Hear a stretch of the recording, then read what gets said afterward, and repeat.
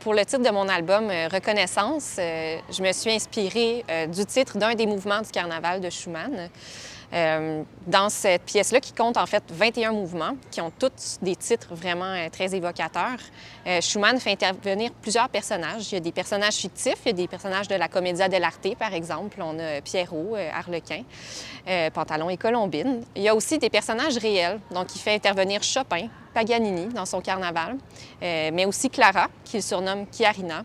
Puis après toute cette succession de personnages, arrivé à peu près à la moitié de l'œuvre, on a un point tournant, puis le mouvement s'appelle Reconnaissance. Puis ce que ça évoque, en fait, c'est deux personnes dans un bal masqué qui se regardent derrière leur masque et qui se reconnaissent, qui reconnaissent qui est la vraie personne, puis qui cesse d'être finalement une façade ou un personnage, puis qui se voit comme deux âmes réelles. Dans cet album-là, je viens réunir la musique de Clara Schumann et la musique de Robert Schumann. Puis pour moi, la reconnaissance, c'était vraiment à l'image de l'esprit de ces deux compositeurs-là qui se comprenaient vraiment profondément. Clara, ça a été quelqu'un qui a passé sa vie à vouloir mettre en valeur la musique de son mari. Puis Robert Schumann, c'est un de ceux qui était le plus convaincu du génie vraiment de Clara comme musicienne, mais aussi comme compositrice. Donc, à son époque, elle était vraiment très reconnue. Elle était respectée par ses pairs comme une des compositrices importantes du romantisme.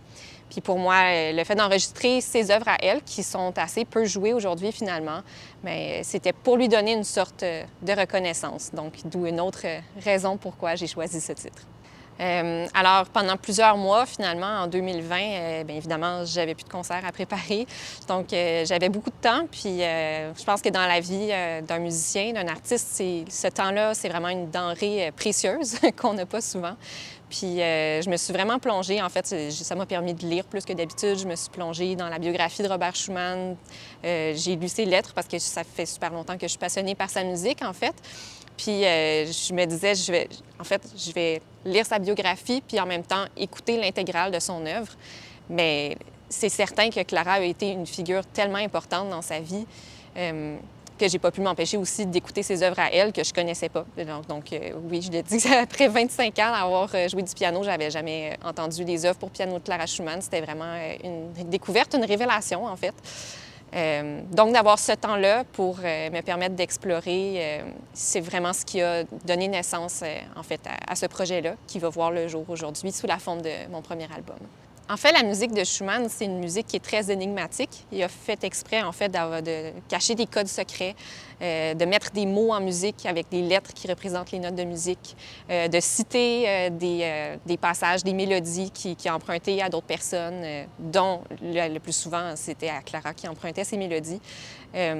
Puis le fait de lire sa biographie, mais aussi de lire ce qu'il écrivait lui-même, ça vient vraiment chercher la signification derrière ce qui était magique finalement déjà en musique, prend encore plus de sens quand on connaît sa vie. Puis je pense que parmi les compositeurs romantiques, c'est un de ceux qui a le plus mis de sa vie personnelle puis de sa vie privée dans sa musique.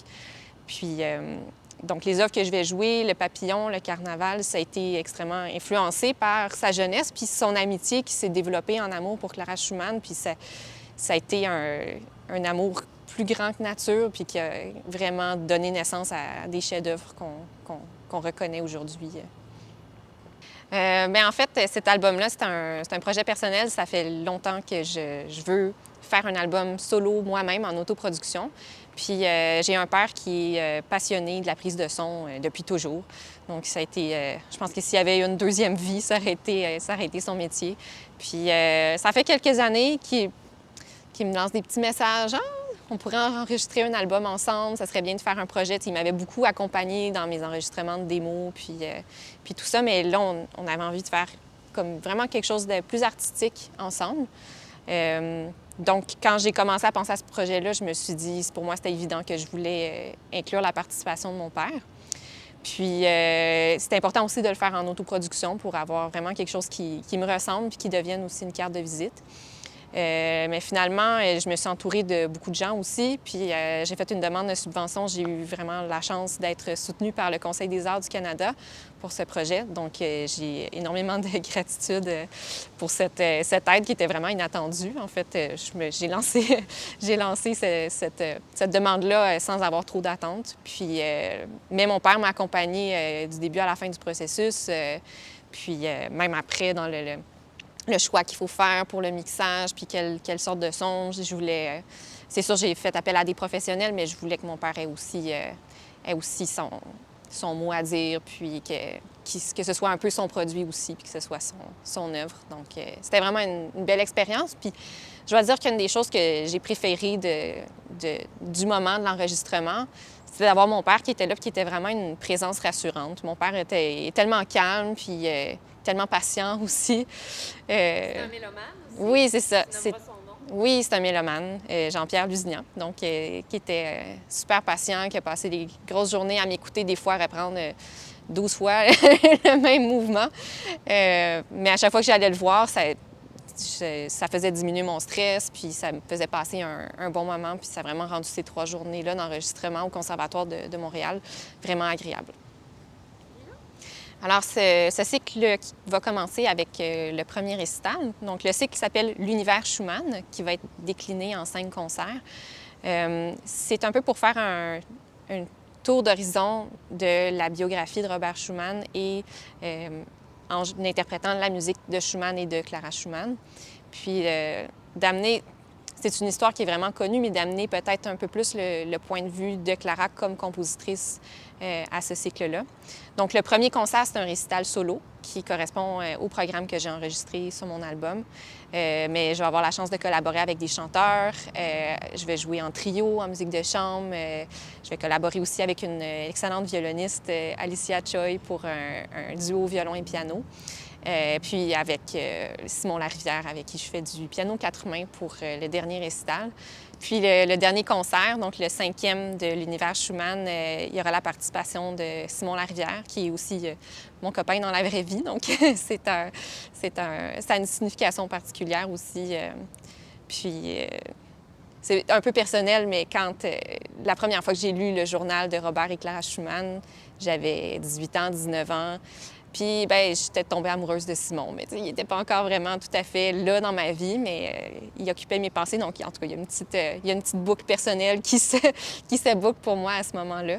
Puis le dernier concert, c'est aussi au-delà de la vie de Robert Schumann, parce que Clara lui a survécu par au moins une quarantaine d'années. Puis la dernière œuvre qu'elle a composée, c'était quelques mois à peine avant que Robert soit décédé. Puis elle n'a plus jamais composé, à part pour une petite chanson en hommage à un ami quand elle était très âgée. Mais elle a décidé de mettre fin à sa carrière de compositrice. Il faut dire aussi qu'elle s'occupait de ses enfants, elle devait faire des concerts pour ramener de l'argent. Elle a eu 7 enfants. Donc, c'était probablement par nécessité aussi, mais je crois que pour elle, c'était vraiment important de faire la promotion de la musique de son mari. Puis, donc, la dernière œuvre qui va finalement compléter ce cycle de 5 concerts-là,